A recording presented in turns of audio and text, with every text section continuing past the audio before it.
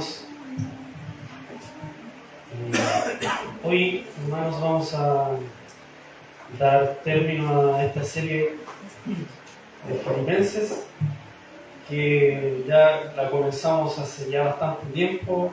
Recuerdo la primera exposición fue cuando estábamos reunidos en Barracuda. Y ya ha pasado harto tiempo, más de un año, si no me equivoco, de eso. Y con la gracia de Dios, hoy vamos a terminar. Así que hablamos de las Biblias en Filipenses 4.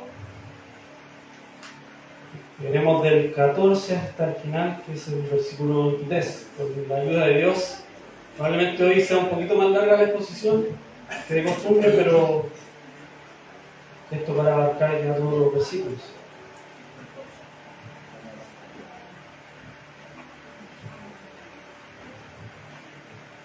Así que, veamos. Verso 14. Sin embargo, ¿qué hicisteis en participar conmigo en mi tribulación? Y sabéis también vosotros, oh filipenses, que al principio de la predicación del Evangelio, cuando partí de Macedonia, ninguna iglesia participó conmigo en razón de dar y recibir, sino vosotros solos. Pues aún en Tesalónica me enviasteis una y otra vez para mis necesidades. No es que busque dádivas, sino que busco fruto que abunde en vuestra cuenta.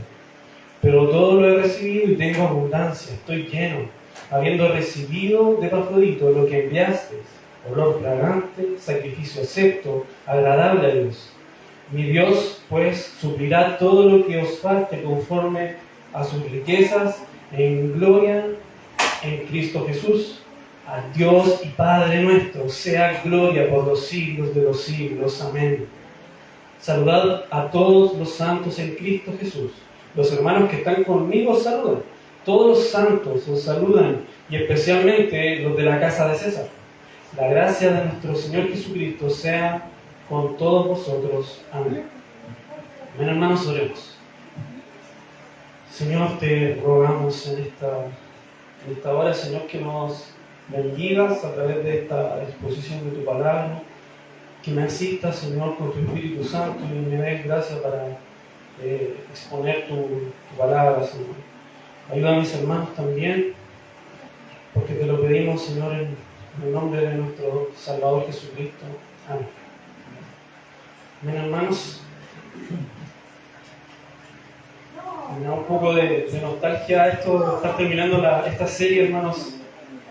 Recuerdo cuando comencé Filipenses, aún antes de estar en esta iglesia, hermanos, cuando salimos de la otra iglesia, si se le puede llamar así,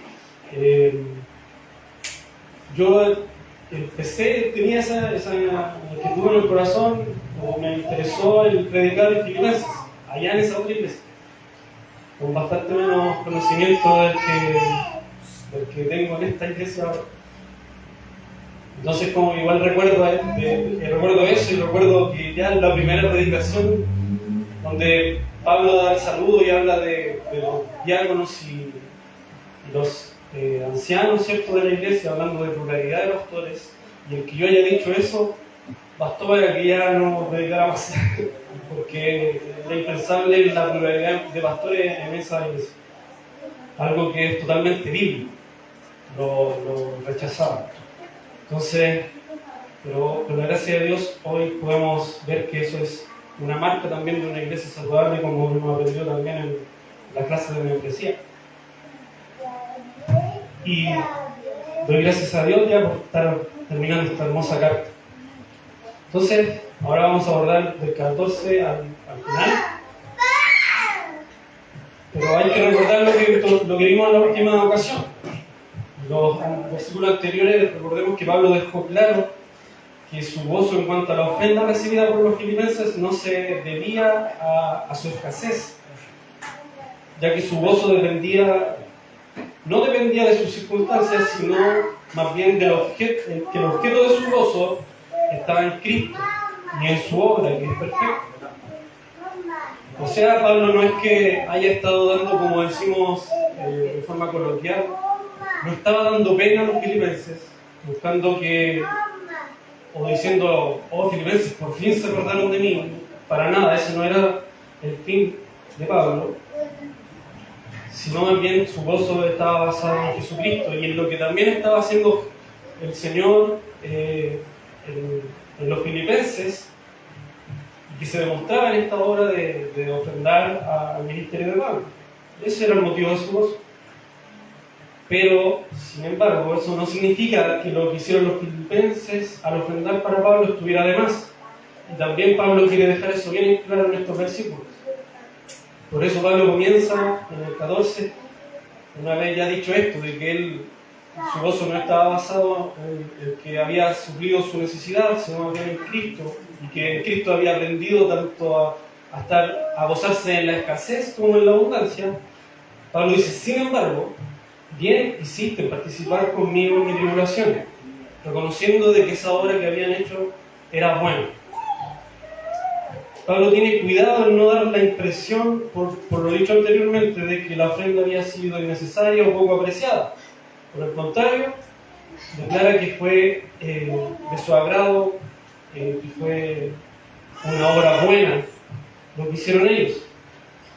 Han hecho bien en participar de las tribulaciones de Pablo, o de sus dificultades, ¿cierto? Sabemos que él estaba encarcelado. La palabra participar, hermano, significa ser socio de otros. La raíz de esta palabra, que la verdad no la voy a pronunciar porque no me va a salir, pero la raíz de esta palabra se usa en otras partes y significa, también se aplica para decir que tuvieron comunión con, en este caso con Pablo, al participar, o sea, al ofrendar, tuvieron comunión con Pablo. O fueron colaboradores de Pablo. Tener comunión significa tener algo en común con otra persona, en una asociación, podríamos decir. La idea es la de ser participantes junto a otro de un mismo proyecto.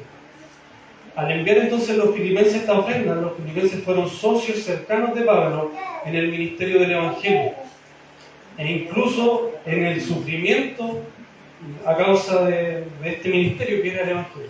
Pablo está haciéndolos partícipes de todo eso, tanto de la expansión del Evangelio y también de los sufrimientos que Pablo estaba teniendo, y sin duda esto mostraba también la cercanía de esta iglesia a Pablo, que sin duda estaba afligida por los sufrimientos de Pablo.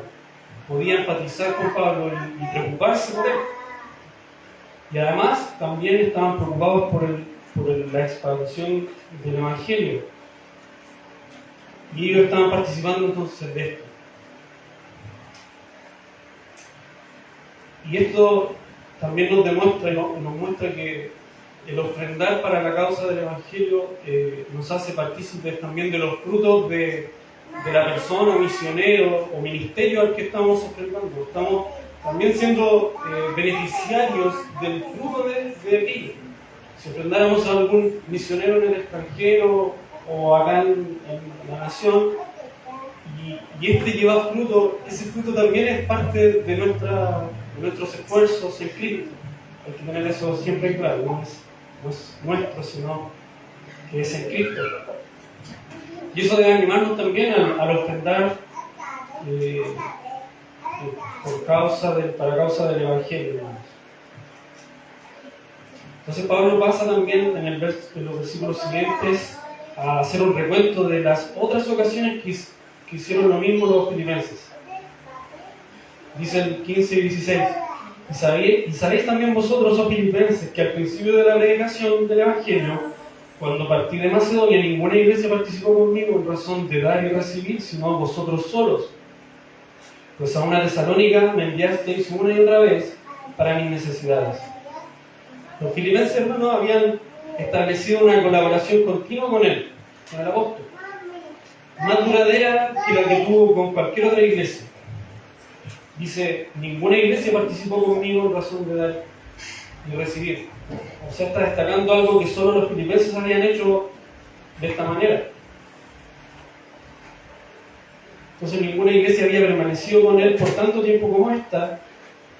Ya había pasado una década, recordemos, desde que la primera vez que Pablo estuvo en Filipos, y al salir de Macedonia, que es la región donde estaba Filipos, esta iglesia siguió apoyando su ministerio por ese periodo de 10 años que pasaron. La iglesia de los filipenses entonces fue la única que le dio el apoyo económico continuo que él necesitaba para seguir el ministerio de la predicación. Tan pronto como, incluso Pablo destaca que no solo al salir de Macedonia, sino que antes aún, al salir de la misma provincia de Filipos, ya empezaron a dar, aún no salían de Macedonia, sí salieron de Filipos, es como decir, salieron de Linares, pero no salían del Maule, de la región del Maule. Ya los filipenses estaban ayudando, porque aún, dice, estando en Tesalónica, ellos seguían dando. Tesalónica es también de la región de Macedonia. En el versículo 15, Pablo usa 3 palabras que son términos de negocios, hermanos, en razón de dar y recibir. Dar se refiere al desembolso que hicieron los filipenses. Recibir es los recibos, y razón, o también en otras traducciones dice cuestión, en cuestión de dar y recibir, se puede traducir como cuentas. Son términos de negocio los que usa Pablo aquí. Y usar estas palabras, hermanos, no es inapropiado al hablar del ministerio. Más bien es el reconocimiento de que los filipenses están invirtiendo sabiamente al dar dinero para la obra del Señor. Su apoyo monetario se ha registrado en los cielos y ya está produciendo una eterna tasa de rendimiento para Dios, usándolo en términos como de inversión, ¿cierto? Para invertir uno tiene que ver la tasa de interés, ¿cierto? Y todo eso, para ver cuánto va a aumentar lo invertido. Bueno, aquí están invirtiendo no en un banco secular, sino que en el banco del reino de Dios. Y la tasa de producciones tiene resultados eternos. Eso está diciendo aquí.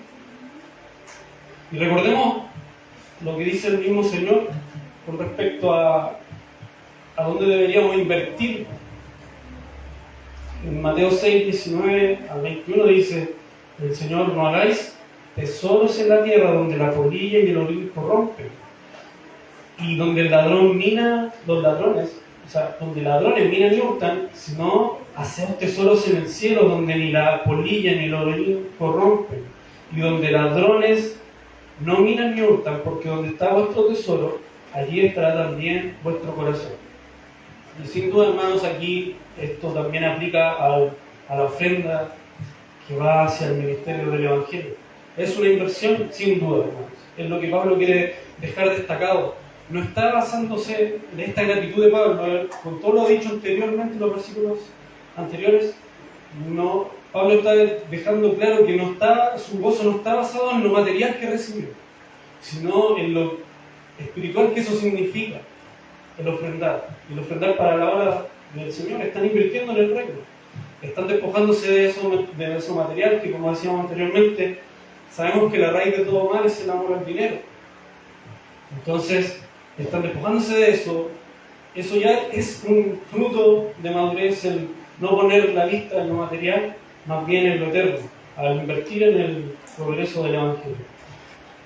Y como decía anteriormente, es que Pablo destaca que incluso antes de salir de Macedonia, ellos comenzaron a ser partícipes en este ministerio, porque Tesalónica era parte de Macedonia.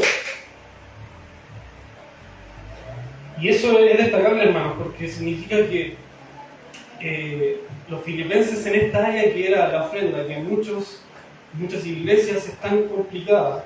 El tema de la ofrenda lo veíamos en el estudio anterior sobre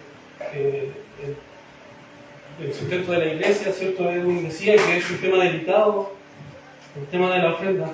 Ellos ya eran maduros, no estoy seguro cuánto tiempo pasó desde que Pablo plantó la iglesia hasta que se fue de Filipos, pero ya era una iglesia madura que entendía que el ofrendar era necesario. Y no perdieron el tiempo, empezaron apenas Pablo salió de la iglesia de Filipos a apoyarle monetariamente. Entonces es algo destacable que por eso Pablo lo especifica, que incluso antes de que saliera de Macedonia, cuando pide a sus vecinos tesalonicenses ya estaban ustedes apoyándome en todo lo que me faltaba. Entonces esto demuestra madurez de la iglesia. Y recordemos que Pablo tampoco no recibió ofrenda de cualquier iglesia. Un ejemplo de esto son los Corintios. Y Pablo lo dice en la segunda carta a los Corintios, en el 11, capítulo 11, del 8 al 9, les dice: he despojado a otras iglesias recibiendo salario para serviros a vosotros. Y cuando estaba entre vosotros y tuve necesidad, a ninguno fui carga, pues lo que me faltaba lo suplieron los hermanos que vinieron de Macedonia. Sin duda, los filipenses como protagonistas en esa comitiva. Y en todo me guardé y me guardaré de seros gravosos. Entonces Pablo se propuso no ser carga monetaria o financiera a la iglesia de los Corintios. Sin duda era porque los corintios en esta área no eran maduros, sabiendo que estaban desviándose en varias doctrinas que eran fundamentales. El tema de la diferencia de trato en las clases sociales que se ven en los corintios, sin duda había probablemente una idolatría al dinero o a los bienes materiales. Y Pablo no quería que eso fuera un motivo para que los corintios se jactaran y lo tuvieran como una obra. Recordemos que ellos estaban también siendo amenazados por los judaizantes que estaban al final diciendo que la salvación en última instancia es por obras. Entonces, todo esto demuestra la madurez de esta iglesia amada por el apóstol, que eran los filipenses. El verso 17 dice: no es que busque dádivas, sino que busco fruto que abunde en vuestra cuenta. Entonces aquí Pablo hace una aclaración importante. Les dice que lo que desean no son sus regalos o la ofrenda, sino más bien la recompensa espiritual que está acumulándose para los filipenses. Eso es lo que Pablo busca en primera instancia. Dice Pablo: trato de aumentar el crédito a su cuenta. Eso es lo que él está viendo, siguiendo con este término comercial o monetario. Cada vez que alguien invierte en un negocio, se le permite entonces compartir de las ganancias. Pablo usa entonces esta metáfora para mostrarles cómo su apoyo económico les está generando una ganancia que es eterna. En el cielo, donde nada los puede hacer disminuir ni va a haber pérdida, como lo son las inversiones acá, terrenales, que siempre conllevan un riesgo. Si invertimos en el reino, hermanos, no va a haber pérdida, sino solo ganancias. Entonces, por medio de las ofrendas, los filipenses están acumulando beneficios espirituales para sí mismos en el cielo. Los dividendos eternos se están registrando a la cuenta de los filipenses. Y en palabras de MacArthur dice: su regalo le trajo alegría a Pablo, no por su beneficio material personal, sino por el beneficio espiritual que los filipenses estaban teniendo. Pablo ahí vuelve a decir: yo me gozo en esto, pero mi principal gozo es ver ese fruto que ustedes están demostrando al participar conmigo. Hermanos, todo creyente debe invertir sus recursos en la obra del Señor, de alguna u otra forma.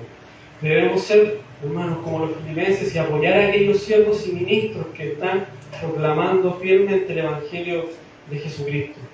Cuando ofrendamos para la difusión del mensaje del Evangelio, estamos usando sabiamente lo que se nos ha confiado para la gloria de Dios.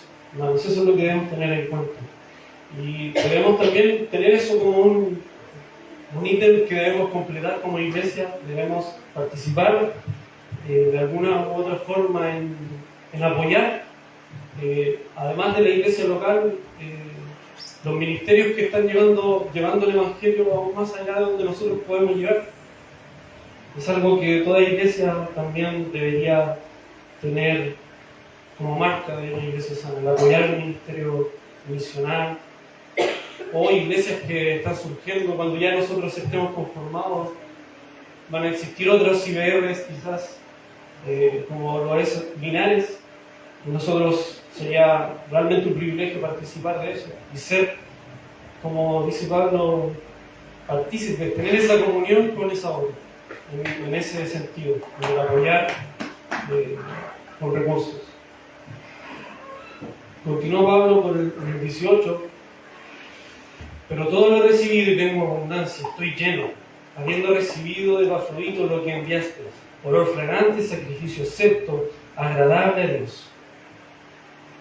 Entonces este regalo no solo afectó positivamente a Pablo y a la iglesia de los filipenses. Ya vimos que Pablo estaba reconociendo que fue algo importante para él, pero sobre todo él dice que su gozo es que ellos estén mostrando este fruto de ofrendar. Pero además, todo esto agrada a Dios, que es aún más importante.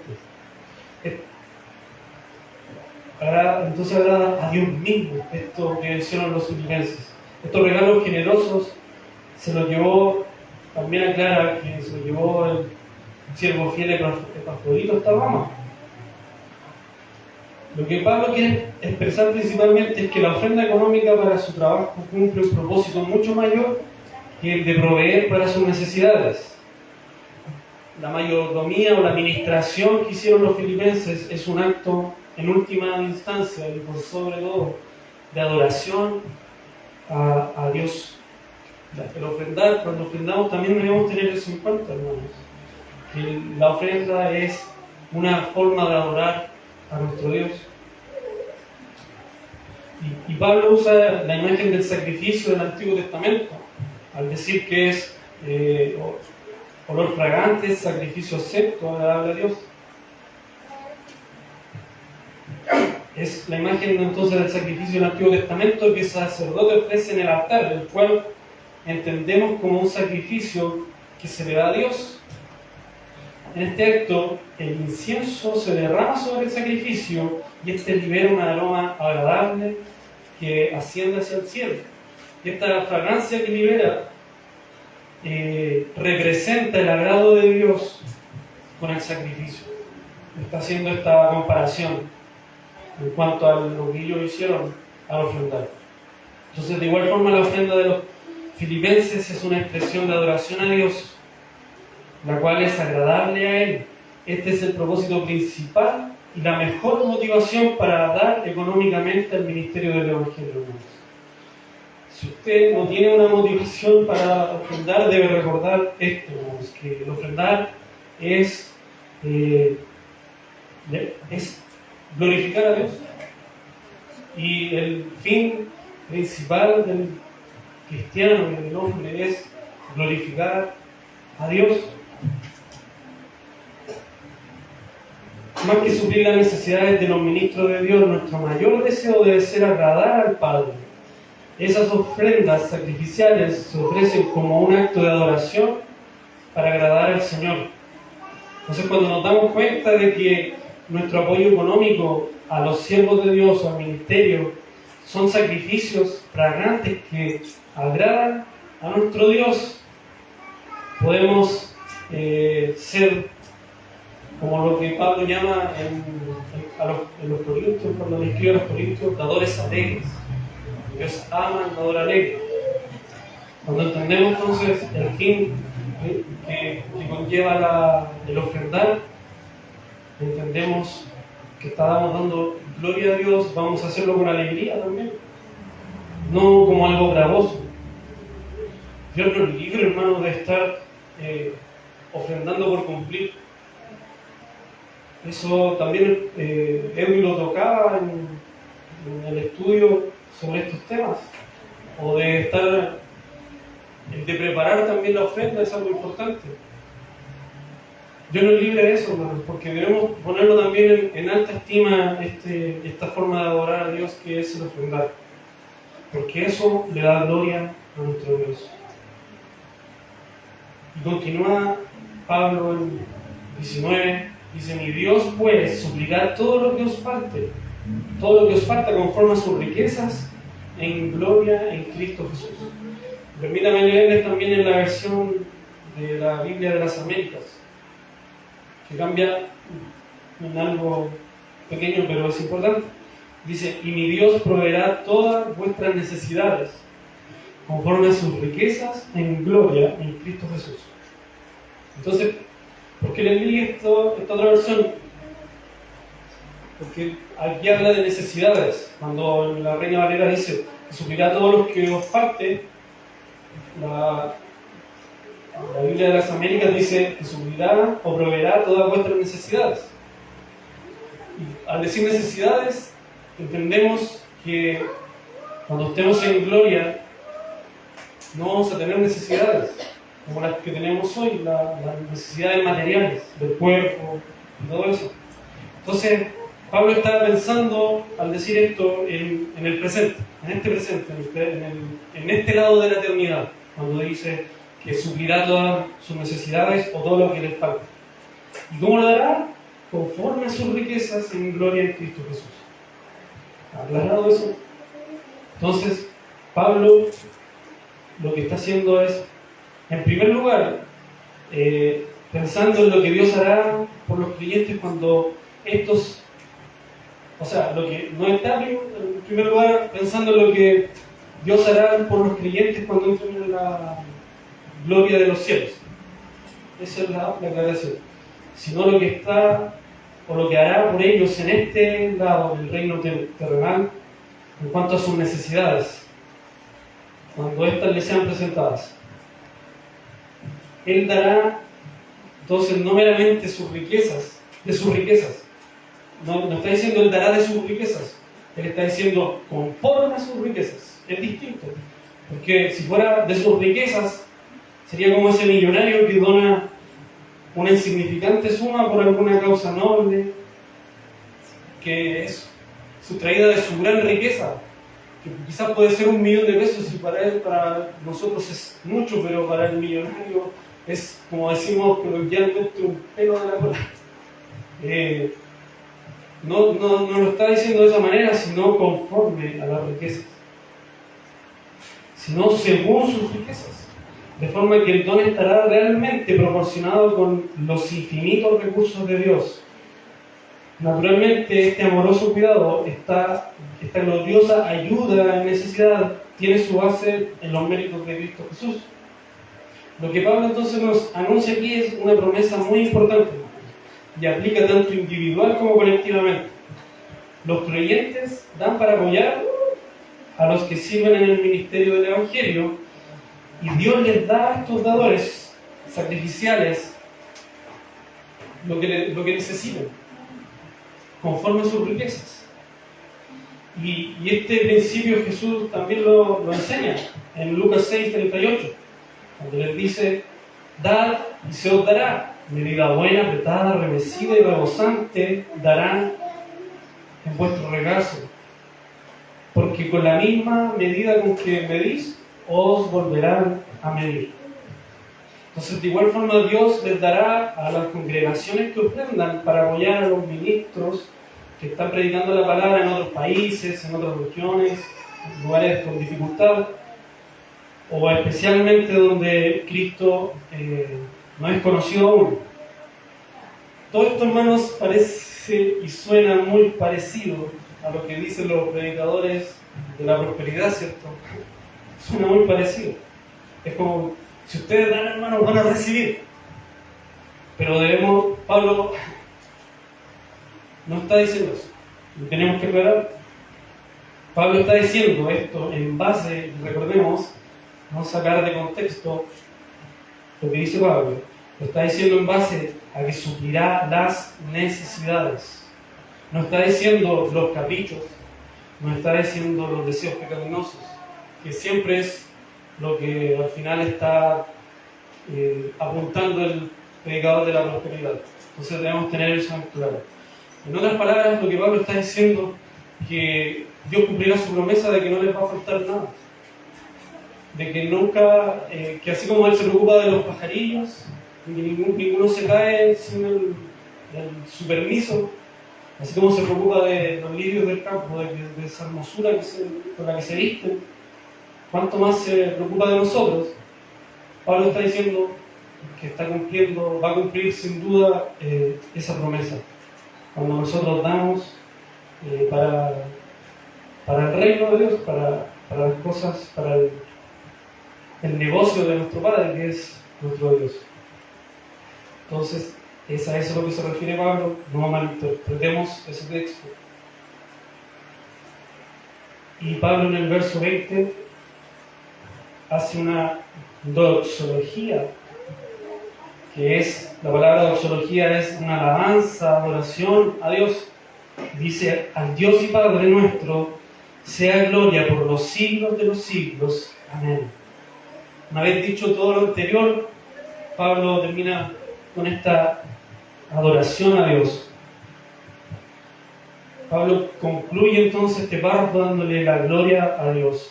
Esta doxología es una respuesta apropiada a la teología que les ha enseñado los versículos anteriores, ya que Dios ha suplido finalmente las necesidades de Pablo, promete proveer para los filipenses. El apóstol tiene grandes razones entonces para alabarlo, por ver la fidelidad de Dios tanto en su vida como también en la iglesia de los Filipos. Aunque Pablo se encuentra en una situación difícil, recordémoslo siempre cuando leamos esta carta, le da gloria a Dios por su bondad hacia esta iglesia que tanto lo ha odiado. Permítanme también leerle el comentario de Hendrickson con respecto a esto. Dice: el ardiente anhelo del corazón del apóstol es que todos los redimidos hijos de Dios se afanen en dar al Padre alabanzas sin fin, alabanzas por los siglos de los siglos, o sea, para siempre jamás. El solemne amén, palabra de afirmación o confirmación, subraya el hecho de que la doxología no es mero fruto de labios o de plumas, recordemos que es una carta, sino la espontánea expresión del corazón redimido por la gracia. La epístola de Pablo abunda en este tipo de doxología. Y vemos eso a lo largo de las cartas de Pablo. Es como que me imagino a Pablo escribiendo, y él mismo escribe y se da cuenta de lo maravilloso que ha sido Dios con él y con la iglesia a la que le está escribiendo, y oh, gloria a Dios. Es como que él lo ve ahí levantando las manos carismáticamente. Hermanos, si lo plasma eso en la carta, eso demuestra también ese espíritu adorador del apóstol que todos debemos tener. Y a lo largo, hermanos, de esta epístola, Pablo ha enseñado las extraordinarias verdades de la gracia salvadora de Dios. Vamos a ver, hacia grandes rasgos, esto. Todos los capítulos, hermanos, han estado cargados de una enseñanza triunfante que ha exaltado la grandeza de Dios, incluyendo la gracia para preservar, por ejemplo.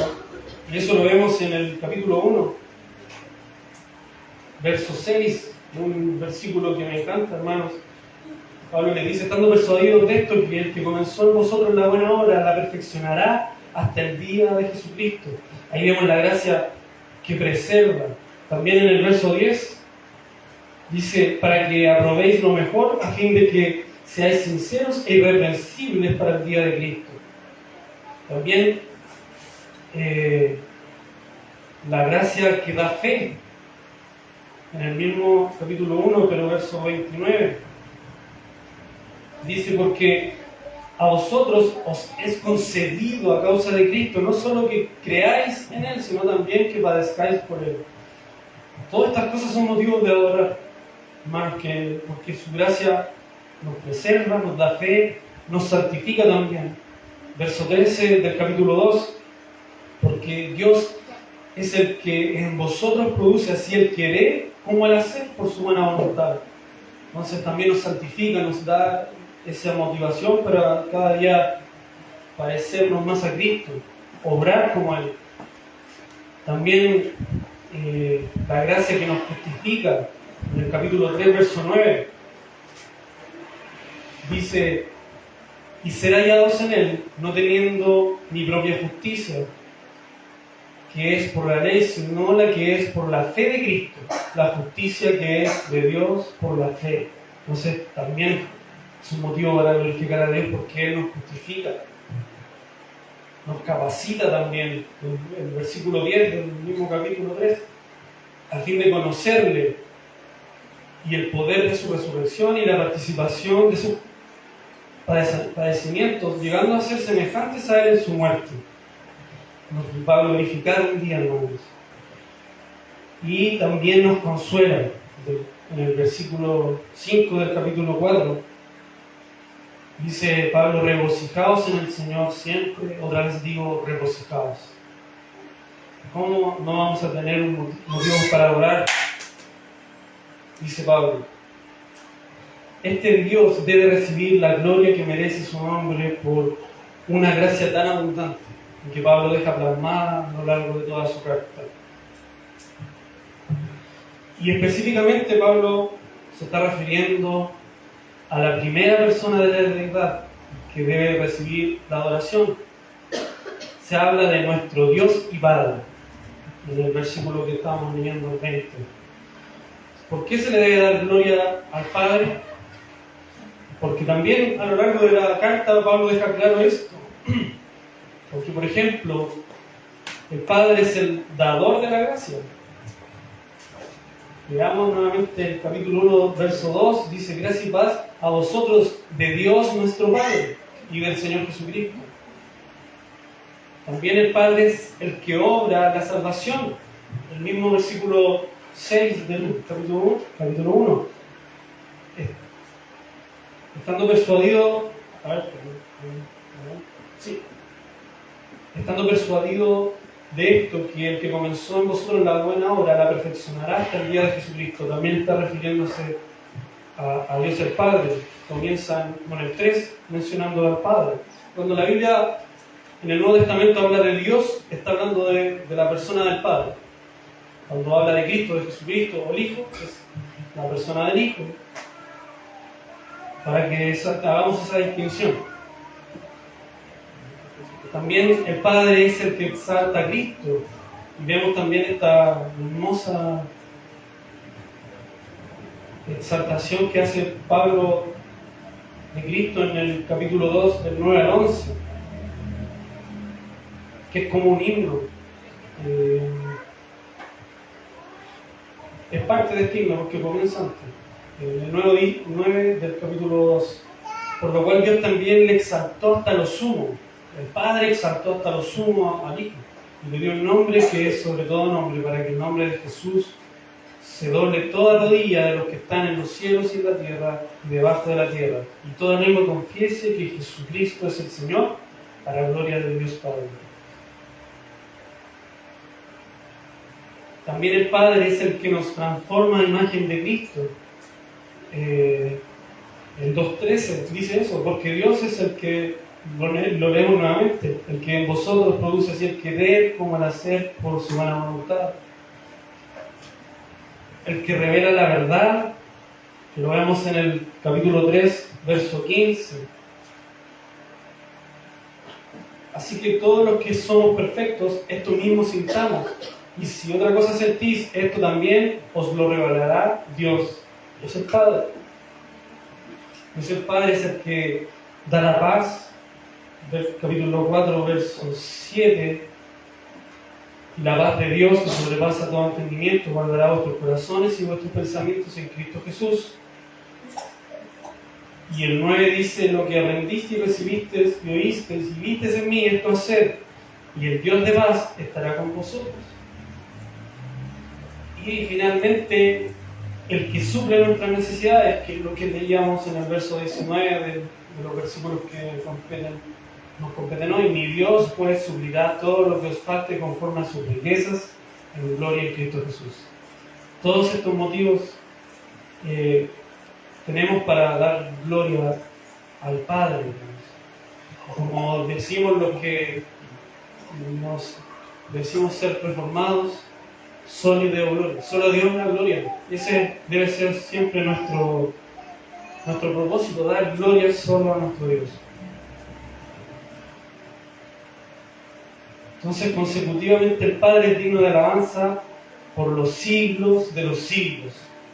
Darle la gloria a Dios será nuestra tarea por la eternidad, hermanos. Cuando estemos en gloria, en el otro lado de la eternidad, estaremos eternamente dándole gloria al Señor. Pero Pablo también quiere decir a los filipenses que esta debe ser una tarea nuestra tarea principal ahora. No esperar a eso, a estar en gloria, sino que desde ya el cristiano, nuestra eternidad en un sentido ya comenzó. Nuestro cuerpo va a volver a la tierra, pero nuestra eternidad ya comenzó y vamos a recibir luego nuestros cuerpos glorificados. Pero ya debemos, desde que somos cristianos, nuestro propósito es glorificar a Dios. Lo decíamos también con respecto a la ofrenda, debe ser para glorificar a Dios. Toda nuestra vida debe ser para glorificar a Dios, hermanos, y es algo que debemos tener presente. Y si lo tuviéramos presente como deberíamos, sin duda nos liberaríamos de muchas cosas. A la hora de actuar, nos preguntaríamos, ¿esto glorifica realmente a Dios? Si yo hago esto o aquello, y quizás cuántas cosas nos dejaríamos de hacer o haríamos de mejor manera. Que el Señor nos ayude, hermanos. La única forma de responder correctamente entonces a esta verdad que Pablo nos dice es uniéndonos a Él, diciendo amén, como lo dice Pablo. Al Dios y Padre nuestro sea gloria por los siglos de los siglos, y tenemos que decir con Él amén. Y Pablo ya pasa con los siguientes versículos a despedirse. El 21 al 23 dice: saludad a todos los santos en Cristo Jesús. Los hermanos que están conmigo os saludan. Todos los santos os saludan, y especialmente los de la casa de César. La gracia de nuestro Señor Jesucristo sea con todos vosotros. Amén. Y aquí, con este saludo final, como que Pablo cierra un círculo. Si recordamos cómo comienza esta carta, también refiriéndose a los santos, Pablo vuelve a mencionarlos aquí. Y debemos recordar que los santos que se refiere Pablo no son los que la Iglesia Católica Romana y el Papa eligen, sino a todo creyente en Cristo, tanto en Filipos como los de Roma que acompañan al apóstol de algún u otro modo en el encarcelamiento de Pablo, están ahí. A esos santos se refiere. Y esto aplica también a nosotros, hermanos. Nosotros ya somos santos. No los santos que dice la Iglesia Católica que hacen milagros y que deben ir a adorar o a rezarle justamente en esta fecha. Acá, no sé si en Venezuela se hacía, pero se celebra San Sebastián y hay mucha gente peregrinando, si se le puede decir, hacia esos altares, no sabiendo que realmente los santos que la Biblia habla son los que han creído, tanto en el Antiguo Testamento han creído en la promesa de Jesucristo, como hoy creemos en lo que Jesucristo ya cumplió para nosotros. Somos santos, hermanos, no por nuestro carácter, porque nuestro carácter sin duda sigue dejando mucho que desear, pero sí somos santos posicionalmente por la obra de Cristo. Y la santidad progresiva, como se mencionaba también en la mañana, es algo que debemos buscar, que sin duda nos ayudamos en comunidad, en la iglesia, pero ya somos santos posicionalmente por Cristo y de eso nada ni nadie nos va a sacar. Y doy gloria a Dios por eso, sin duda. Entonces, somos todos los creyentes santos. Y Pablo destaca, entonces por un lado está saludando a todos los santos en Cristo Jesús, a los que están en Filipos, o sea, a toda la iglesia. ¿Y quiénes los saludan? Los hermanos que están conmigo, o sea, todos los santos que están conmigo en Roma. Y especialmente, dice Pablo, los de la casa de César. Y los de la casa de César es una prueba entonces de que los guardias o los sirvientes del palacio del César habían sido convertidos por la predicación de Pablo. Esto muestra, hermanos, el poder del Evangelio para alcanzar al Imperio Romano. Aún dentro del palacio del César, el Evangelio sigue teniendo este poder explosivo que había en ese tiempo, lo sigue teniendo hoy, hermanos. Y pensemos un poco en eso, lo que significaba que alguien de la casa del César fuera cristiano, sabiendo más encima, habiendo recibido el evangelio de un prisionero por el evangelio. O sea, están creyendo en la causa por la cual el que les predicaba estaba preso. Así de contradictorio puede parecer eso, y es una muestra del poder del evangelio, aún con el riesgo que eso puede conllevar, sabiendo que el apóstol estaba esperando un juicio que él mismo reconoce puede ser para muerte. Y estos sirvientes, o guardias, o ambos, o incluso otras personas de la familia, quién sabe, del César, habían aceptado a Cristo, habían aceptado el evangelio, habían creído para salvación. Entonces eso también es motivo de ánimo para los filipos escuchar eso. Saber que todo lo que Pablo ha dicho a lo largo de esta carta, ese gozo que él dice tener en Cristo, estaba dando fruto. No era solo teórico, sino que él lo había vivido al ver el fruto de ese esfuerzo, sacrificio, sufrimiento a causa de Cristo. Estaba dando fruto incluso en los de la casa de César. Entonces estos nuevos creyentes de la casa de César son un trofeo de la gracia salvífica de Dios. Están en la casa de César y forman parte de una casa mucho más grande, la casa de la fe. Aunque sirven en el palacio de César, tienen acceso a un trono que es superior. Están en el palacio que es quizás el más poderoso de ese tiempo en la tierra, pero no se compara con el trono superior que es el del cielo, con el del cual ellos están siendo parte. Están en Roma, pero tienen hermanos en Cristo en todo el mundo conocido, estos que son de la casa del César. Finalmente, Pablo concluye esta carta cerrando nuevamente un círculo que comenzó en los primeros versículos. La gracia. La gracia es un favor inmerecido en la vida de los hijos de Dios. Recordemos que dice: la gracia de nuestro Señor Jesucristo sea con todos vosotros. Amén. Y en el 1:2 dice, cuando comienza esta carta: gracia y paz a vosotros de Dios nuestro Padre y del Señor Jesucristo. Cierra este círculo.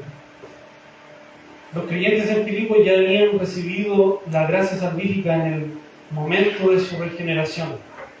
Sin embargo, Pablo desea que conozcan más de esta gracia santificadora en su caminar cristiano, la cual les da la capacidad de vivir de una manera que glorifique a Dios y de hacerlo con alegría. Esta obra de gracia preservadora de Dios continúa en la eternidad futura, en su glorificación, pero Pablo quiere que sus almas la experimenten más plenamente en esta vida. Esta carta maravillosa, hermanos, llena de alegría y de exaltación a Cristo, ahora termina como comenzó, con un énfasis en la gracia de Dios que se concede aún más plenamente a su pueblo, desde el nuevo nacimiento hasta los nuevos cielos y la nueva tierra. La vida cristiana es toda por gracia, de principio a fin, todo, hermanos, es por gracia. Así que, como Pablo dice, regocijaos.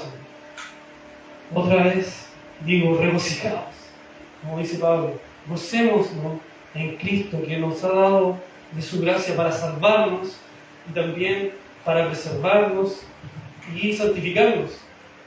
Recordemos, no por nada se llaman medios de gracia. Eso es una muestra, hermanos, de la gracia del Señor. ¿Y cómo es? A través de los medios de gracia. El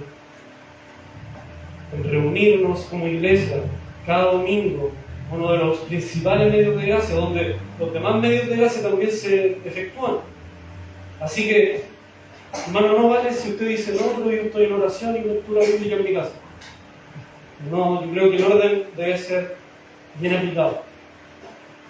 En la iglesia, la comunión con los santos se refiere a la congregación, en torno al día del Señor, a la predicación, alabanza, oración y estudio. Ahí es donde comienza todo, y ahí es donde también se manifiestan los otros medios de gracia. Y sin duda, que si lleva ese orden también se lleva a nuestros hogares.